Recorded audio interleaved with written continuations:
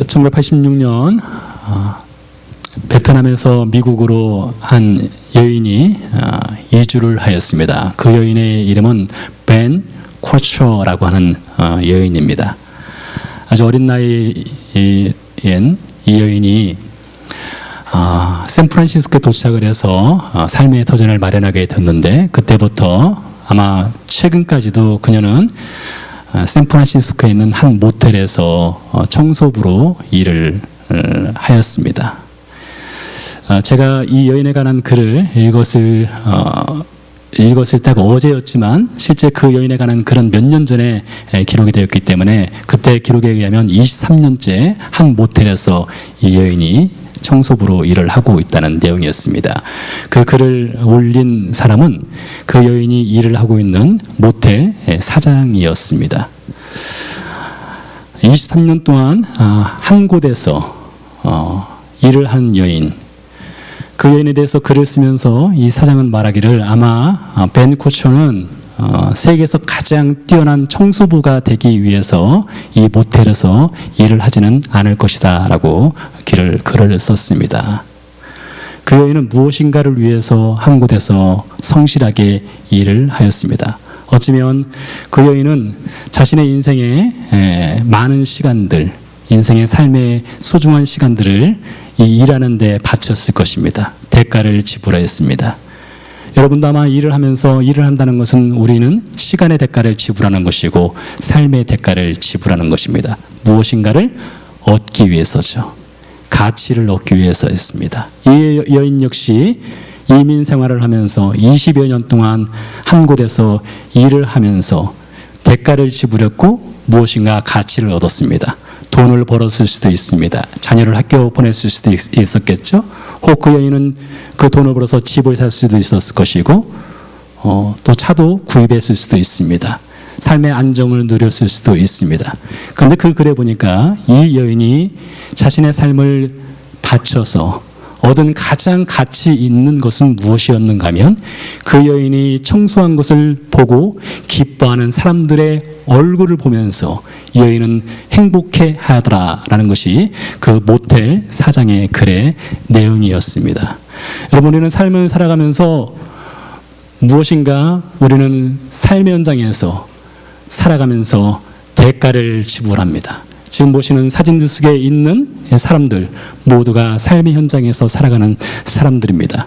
이 중에는 우리도 있습니다. 여러분도 삶의 현장에서 살아가면서 인생의 대가를 지불했습니다. 20년, 30년 혹은 그보다 짧게 우리는 삶의 현장에서 우리 인생을 바쳤습니다. 그리고 무엇인가 가치 있는 것을 얻었습니다. 아마 이 중에서 여러분들 자녀를 키우신 분들은 삶 현장에서 수고하고 땀 흘린 대가로 여러분의 자녀를 고등학교, 대학교를 졸업시키고 또 안정되게 직장 생활할 수 있도록 도와주거나 혹은 결혼을 시킨 분도 있을 것입니다. 저도 제 자녀들이 지금 대학에서 공부하고 있고 저도 삶의 터전에서 일을 해서 자녀들을 어느 정도 조금씩은 도와주고 있다라고 생각을 하고 있습니다. 모두가 다 그렇게 하신 분들입니다. 그렇기 때문에 여러분들의 대가 지불은 그만큼 가치가 있는 것입니다. 어떻게 살아오셨든지 얼마큼 땀을 흘렸든지 그것은 참으로 숭고한 것이고 존귀한 것이고 가치 있는 것이라는 것을 그 누구도 부인할 수 없습니다. 그렇다면 여러분, 우리 그리스도인들의 가치는 무엇입니까? 우리의 삶 현장에서 우리는 살아가기 위해서 대가를 지불하고 그에 걸맞는 가치를 얻었는데 우리 그리스도인이라는 이름에 걸맞는 가치를 얻기 위해서 이 가치를 지켜가기 위해서 여러분들은 무슨 대가를 지금까지 지불해 오셨습니까? 예수님께서 갈릴리에서 사역을 하셨습니다. 갈릴리에서 사역을 하시면서 우리가 그동안 살펴본 마태복음 5장에서 7장까지 살펴보니까 예수님께서 산에서 말씀을 전하시고 또 산 밑으로 내려오셨을 때에 많은 사람들이 예수님을 따랐습니다. 병든 자를 고쳤습니다. 문둥병 자를 고쳤습니다. 그리고 여인을 고쳐주셨습니다. 중풍병에 걸린 하인을 예수님께서 말씀으로 치유하셨습니다. 그러자 예수님의 인기가 하늘 높게 올라가게 되었습니다. 수많은 사람들이 예수님을 에워싸고 따르게 되었던 것입니다. 오늘은 그 말씀입니다. 예수님께서 사람들이 자신을 외워싸고 너무 많은 사람들이 몰려들자 제자들에게 말씀하셨습니다. 건너편으로 건너가자. 그때 한 서기관이 예수님께 나왔습니다. 이 많은 사람들이 있는 중에 아마 가장 앞쪽에 있었던 것 같습니다. 그래서 이 서기관이 예수님께 나와서 예수님께 말했습니다. 선생님, 어디로 가시든지 저는 따르리이다. 여러분, 이 서기관이라고 하는 이 직업은 그 당시에 흔치 않은 직업이었습니다. 요즘이야 누가 글을 모르겠습니까? 거의 대부분 다 글을 알고 학교에서 공부하신 분들이죠. 그러나 2000년 전에 학교에서 공부한다는 것은 언간생신 꿈을 꿀 수도 없었을 뿐만 아니라 글을 배운다는 건 역시 쉽지 않은 시대였습니다. 그런 가운데 글을 배우고 글을 쓰는 사람이었습니다. 게다가 이 서기관은 성경을 필사하는 사람입니다. 보통 사람과는 다릅니다. 아주 뛰어난 사람입니다. 석학이라고 할 수가 있습니다. 엘리트층이라고 할 수가 있습니다. 사회 지도자층이었습니다. 그랬던 사람이 예수님께 말씀하기를, 선생님, 랍비요, 당신이 어디로 가든지 저는 당신을 따라가겠습니다 라고 말했습니다. 어떤 의도에서 이 사람이 그런 말을 했을까요? 충분히 가질 것을 다 갖고 있는 사람이라고 할 수가 있습니다. 사람들로부터 많은 존경을 받을 수 있는 그런 위치에 있는 사람임에도 불구하고, 선생님, 어디로 가든지 저는 따르리이다. 어쩌면 이 사람은 예수님을 따름으로 인해서 자신의 커리어에 좀 더 좋은 커리어, 남들이 갖지 않은 것을 가질 수 있는 기회를 붙잡고 싶었을 수도 있습니다. 예수님이 인기가 많고 예수님 말씀은 뛰어나고 예수님은 랍비 중에 랍비로 불렸으니 그 밑에서 좀 더 공부를 하게 되면은 자신의 명성에 좀 더 그 가치를 높일 수 있는 그런 좋은 기회였다라고 생각했을 수도 있습니다. 그런 이유로 인해서 어쩌면 이 사람은 선생님, 어디로 가든지 저는 당신을 따르겠습니다라고 말했을 수도 있겠죠. 그러나 예수님께서 그에게 이렇게 말씀하셨습니다. 여우도 굴이 있고 새도 거처가 있지만 인자는 머리 둘 곳도 없다라고 했습니다. 선생님, 어디로 가든지 저는 선생님을 따르겠습니다라고 말했던 이 사람 앞에서 여우도 굴이 있고 새도 거처가 있고 하지만 인자는 머리 둘 곳조차도 없다라는 이 말씀, 어쩌면 이 말씀 앞에서 서기관은 어느 정도는 실망했을 수도 있다라고 생각을 합니다. 그는 예수님에게 무엇인가 바라고 있는 것이 있었을 수도 있습니다. 적어도 여우에 굴만한 것, 적어도 새 둥지, 적어도 머리 둘 곳, 이것을 기대했을 수도 있습니다. 아니면 예수님을 통해서 그 인생의 레드카펫이 펼쳐지는 그런 찬란한 그 미래를 꿈꾸면서 예수님께, 예수님, 선생님, 어디로 가시든지 저는 선생님을 따르겠습니다 라고 말했을 수도 있습니다. 그러나 예수님께서 그에게 요구하신 것은 나를 따라라, 이것이 아니라 대가를 지불할 준비가 되었는지를 물었습니다. 대가를 지불할 준비가 되었는지. 여우는 굴이 있고 새는 거처가 있지만 인자는 머리 둘 곳도 없다는 그 말씀을 통해서 내가 어디로 가든지, 내가 어떤 형편이든지 너는 나를 따를 준비가 되어 있느냐, 그만한 대가를 지불할 준비가 되어 있는지를 오늘 서기관에게 물었습니다. 여러분, 우리가 그리스도인으로서 살아가면서 여러분, 그리스도인한 가치를 지키기 위해서 여러분과 저는 무슨 대가를 지금까지 지불해 오면서 살아오셨습니까? 여기 또한 제자가 있습니다. 이 제자는 그 이름이 나와 있지 않습니다. 12명에 속하지 않은 또 다른 제자의 무리라고 생각을 합니다. 이 제자가 예수님께 말했습니다. 주여, 제가 먼저 가서 내 아버지를 장사 지낸 후에 주님을 따르겠습니다 라고 말했습니다. 어쩌면 이 제자에게는 연로하신 아버님이 계셨던 것 같습니다. 어쩌면 죽음을 바로 앞두고 있는 아버지였을 수도 있습니다. 그러니 아버지를 먼저 보살피고 나서 그 아버지가 돌아가시고 나면 장사를 다 지내고 나서 홀가분한 마음으로 주님을 따르겠습니다 라고는 그런 마음의 자세를 갖고 주님 먼저 제가 장사 지낸 후에 주님을 따르겠습니다 라고 말했을 수도 있다라고 생각이 됩니다. 성경에 보니까 구약 성경의 10계명 중에 5번째 계명이 내 부모를 공경하라입니다.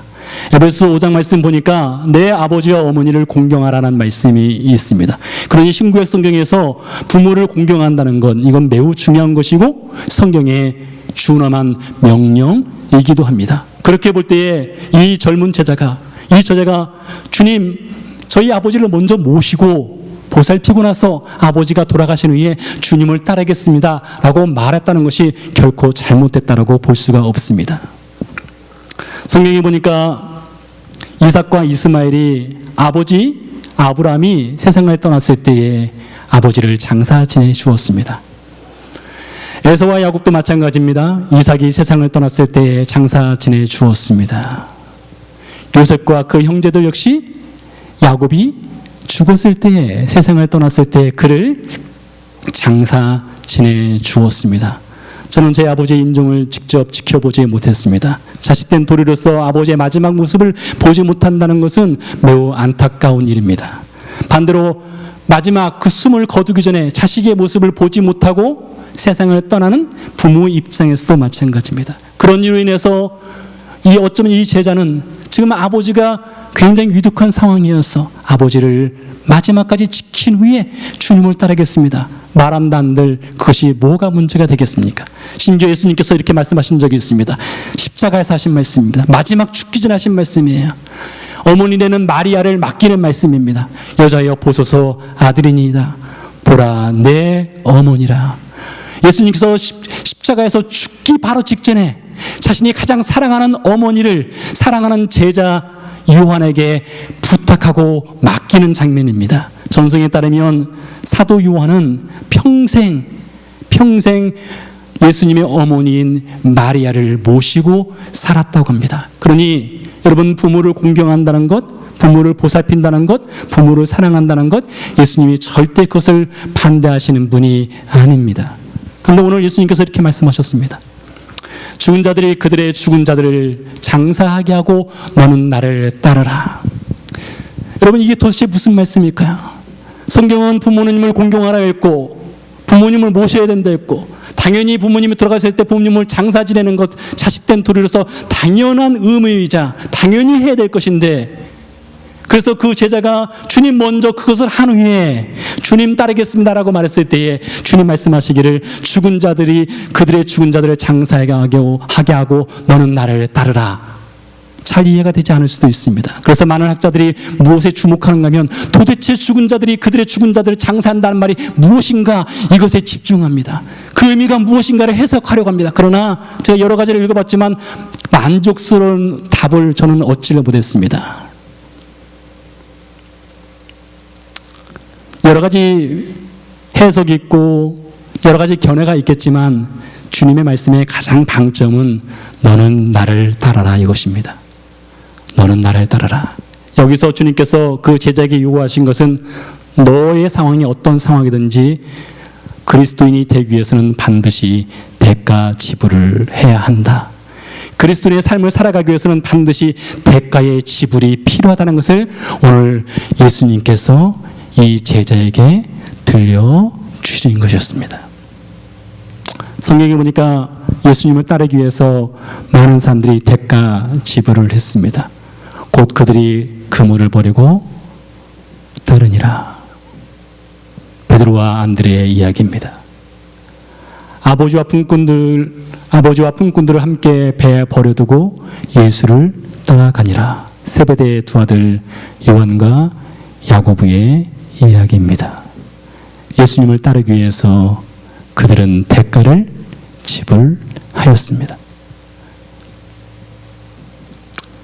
여러분들 보시는 이분들 다 삶 현장에서 일하시는 분들입니다. 우리와 똑같은 사람들이죠. 우리가 똑같은 사람들입니다. 저희도 또 삶 현장에서 늘 매일마다 일하고 땀 흘리지 않습니까? 그러나 이 사람들은 어떤 사람들입니까? 대가 지불을 한 사람들입니다. 대가 지불을 한 사람들. 우리 교회에서 특별히 함께 기도하고 있는 선교사님들이 계십니다. 어떤 분들입니까? 그리스도인됨의 가치를 지키기 위해서, 그리스도인됨의 그 가치를 지키기 위해서 대가 지불을 기꺼이 하신 분들입니다. 그래서 그분들은 선교지에 가 계신 것이고 선교를 준비하고 있는 것입니다. 예루살렘에 가면 비아 돌로로사라는 길이 있습니다. 이 길은 예수님이 걸으셨던 길입니다. 십자가를 지고 걸으셨던 길이죠. 이 길에 따라 걷다 보면 예수님이 쓰러졌다라고 하는 장소가 있습니다. 예수님이 쓰러지면서 그 돌바닥에 손을 한번 대셨다고 해요. 그것을 기념해서 아주 작은 교회를 하나 지었습니다. 교회 사이즈가 대략 이 강단 이 사이즈보다 약간 크다 싶습니다. 이 교회 안으로 들어가게 되면 정면에 어떤 벽화가 있는가 하면 예수님이 십자가를 지고 쓰러져 있고 그 뒤편으로는 천사들이 그 예수님의 쓰러진 모습을 바라보면서 슬퍼서 얼굴을 가리고 있는 벽화가 새겨져 있습니다. 저도 수없이 이 장소를 들어가 보았습니다. 많은 사람들과 함께 들어갔고 많은 사람들이 그 앞에서 무릎을 꿇고 이 장면을 보면서 함께 슬퍼하였습니다. 그런데 사람들이 놓치고 있는 장면이 있어요. 들어갈 때는 저 벽화가 보이지만 나올 때 또 다른 벽화가 보입니다. 예수님이 십자가를 지고 있고 그 뒤를 따라서 많은 그의 제자들이 자신의 십자가를 지고 예수님을 따르고 있는 벽화가 새겨져 있습니다. 들어가서 정면에 보는 그 예수님이 쓰러진 것은 잘 보이지만 나올 때 이 벽화를 잘 보지 못해요. 왜 작가는 이 두 개의 벽화를 새겨 놓았을까요? 분명히 그 작가의 의도는 그리스도인으로서 살아가기 위해서는 반드시 대가의 지불이 필요하다는 것을 말하고 있는 것입니다. 지난 2000년 동안 교회는 그렇게 유지가 되었습니다. 지난 2000년 동안 교회의 역사는 그 교회가 어느 곳에 있든지 유럽에 있든지 한국에 있든지 미국에 있든지 아프리카 우간다에 있든지 그 교회가 유지되기 위해서는 대가를 지불한 그리스도인들이 있었기에 교회가 생명력을 유지해 올 수가 있었던 것입니다. 이놈의 발가락 보게 꼭 내 발가락 아닌가? 닮았거든. 김동인의 발가락에 닮았네. 수필 중에 일부입니다. 여러분과 제가 그리스도인으로서 살아가면서 예수님을 얼마나 따라가기 위해서 대가를 지불했습니까? 혹시 여러분과 제가 따라가기 위해서 지불한 대가는 겨우 발가락 하나 닮는 그 대가 지불을 한 삶을 살아오지는 않았습니까? 그리스도인됨의 귀한 가치를 지키기 위해서 저와 여러분은 과연 무슨 대가를 지불했습니까? 지난 한 해를 돌아보시기 바랍니다. 지난 한 해를 돌아보면서 우리는 그리스도인됨의 그 귀하고 복되고 귀한 그 가치를 지켜가기 위해서 얼마나 희생했고 얼마나 손해를 봤으며 얼마나 참았고 얼마나 내려놓았습니까?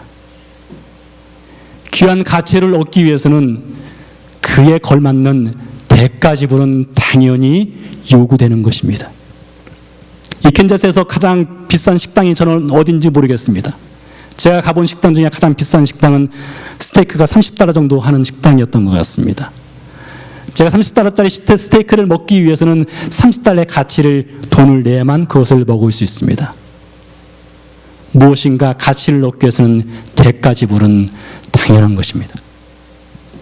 여러분, 그 대가를 지불해 오고 있습니까?